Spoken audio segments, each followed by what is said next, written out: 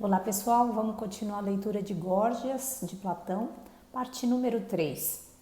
Só voltando um pouquinho, então já apresentei quem é Górgias, já expliquei sucintamente o que é um sofista e o que está acontecendo na parte do livro que a gente acabou de ler é que Górgias estava conversando com Polo e pergunta, afinal, Polo, lembrando que Polo é um sofista jovem, ele pergunta, afinal, o que é essa arte sofista?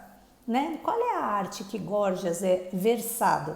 E o Polo, ao invés de responder, ele começa a enobrecer as qualidades de Górgias. E aí então Sócrates diz, bom, vou conversar com o Górgias diretamente. E aí ele começa conversando com ele, dizendo, bom, então o que é exatamente essa arte de que você é capaz de fazer? E eu parei numa parte que o Górgias dizia que ele era um bom orador e que ele podia ensinar e tornar qualquer pessoa capaz de fazer isso mesmo que ele fazia. Então, a gente vai continuar a partir desse ponto.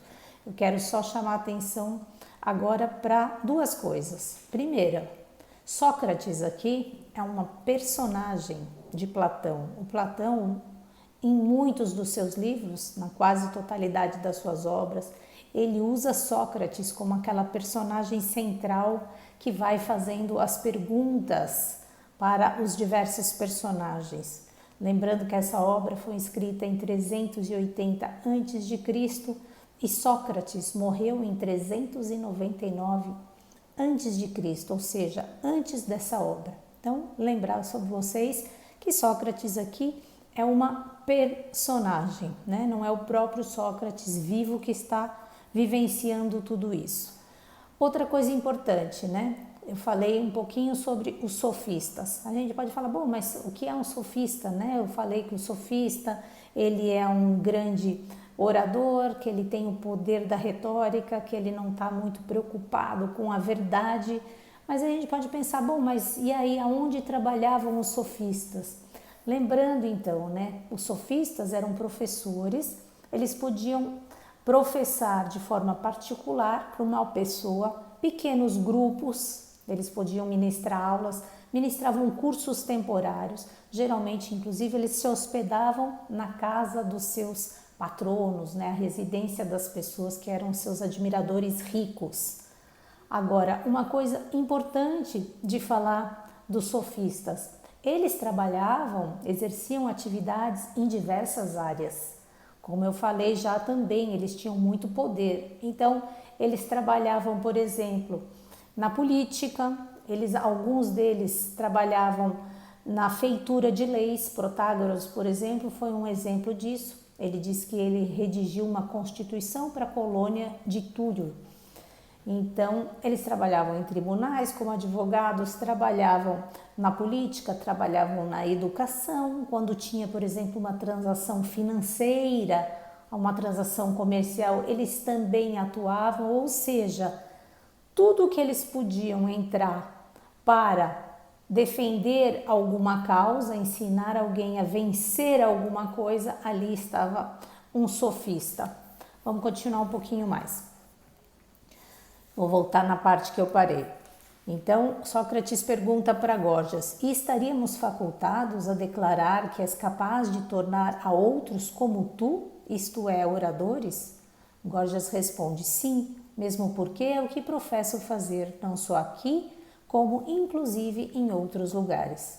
Sócrates, assim desejarias, Górgias, dar continuidade a esta forma de discussão, alternando respostas e perguntas e adiar para outra ocasião este estilo prolixo de discurso no qual Polo principiou a conversação? Não voltes atrás em tua promessa e te dispõe a responder cada pergunta com brevidade.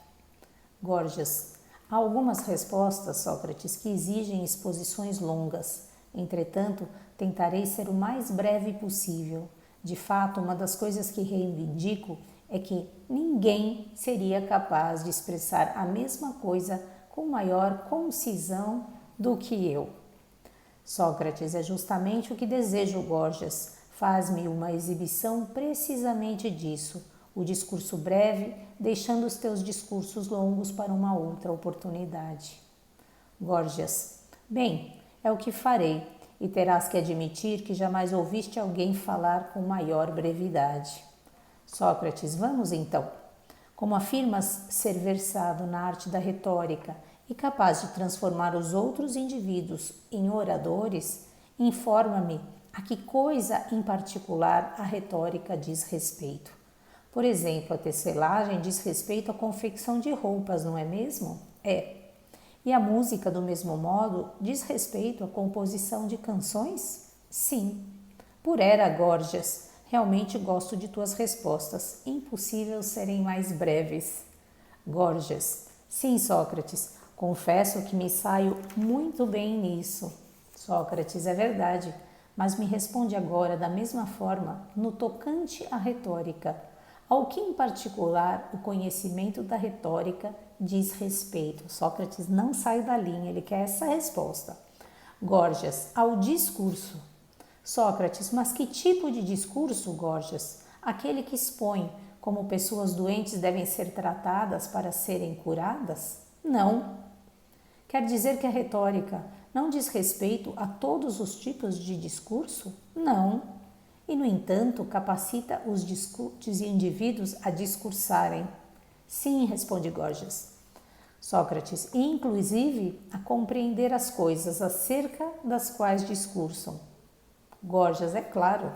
Sócrates: bem, a arte médica que mencionamos há pouco torna os indivíduos capazes de compreender e discursar sobre os doentes? Górgias responde: necessariamente. Sócrates: essa arte, portanto, aparentemente diz respeito aos discursos também. Górgias: sim. Sócrates: quer dizer, o discurso sobre doenças, não é mesmo? Górgias: exatamente. Sócrates: ora, a ginástica também diz respeito ao discurso acerca da boa ou má condição física? Certamente. Sócrates: e ademais, o mesmo se aplica, Górgias, a todas as outras artes. Cada uma delas diz respeito ao discurso que trata do objeto daquela arte particular. Górgias: é o que parece. Sócrates: então, por que chamas as outras artes de retórica quando dizem respeito ao discurso? Se chamas essa de retórica por ter a ver com o discurso? Górgias: por que, Sócrates? Desculpa, vou voltar a pergunta. Sócrates: então, por que não chamas as outras artes de retórica quando dizem respeito ao discurso? Se chamas essa de retórica por ter a ver com o discurso? Vocês entendem aqui, né? Como Górgias tinha respondido que a retórica é a arte dos discursos, o Sócrates entra com a seguinte questão, né? Bom, mas quando o médico fala sobre a medicina, ele está discursando, não está?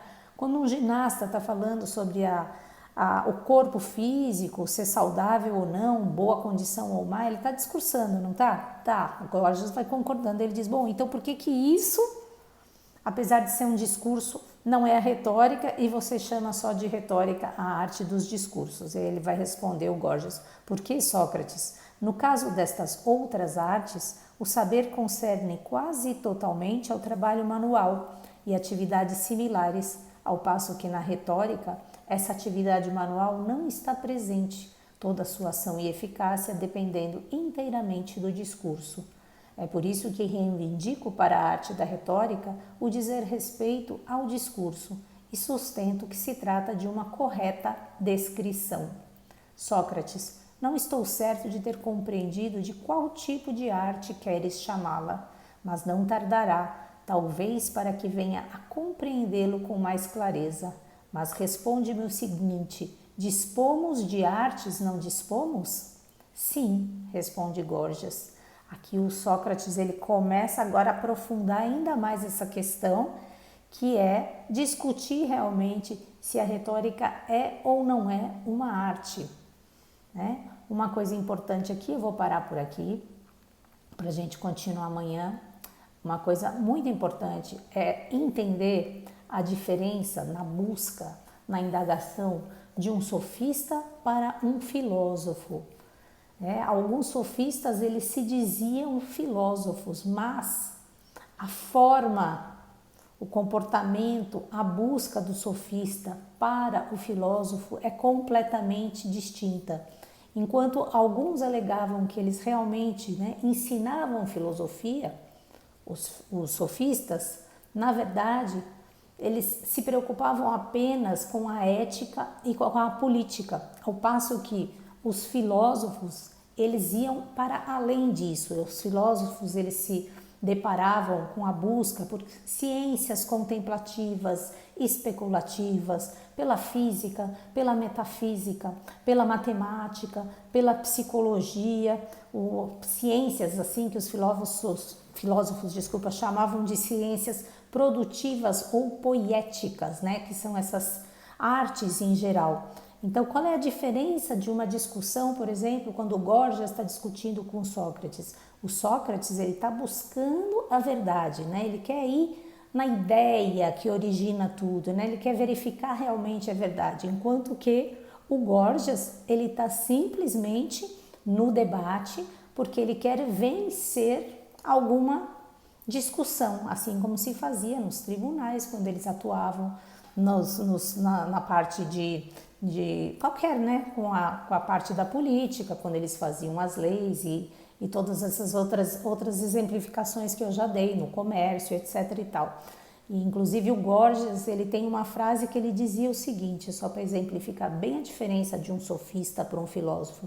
Ele dizia que a especulação filosófica era uma, abre aspas, agradável diletância de desocupados. Então aqui acho muito importante a gente entender o foco da discussão, do objetivo e a grande diferença colocada entre um sofista e um filósofo.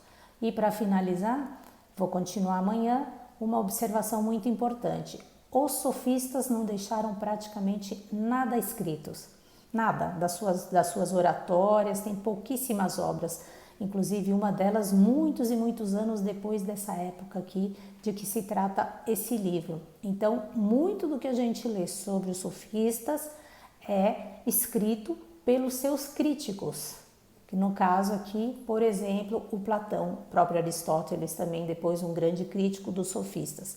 Então há que se também ter compreensão disso.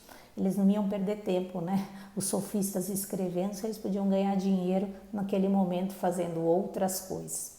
Então é isso, continuamos amanhã, pessoal, e até amanhã se Deus quiser. Bye, bye.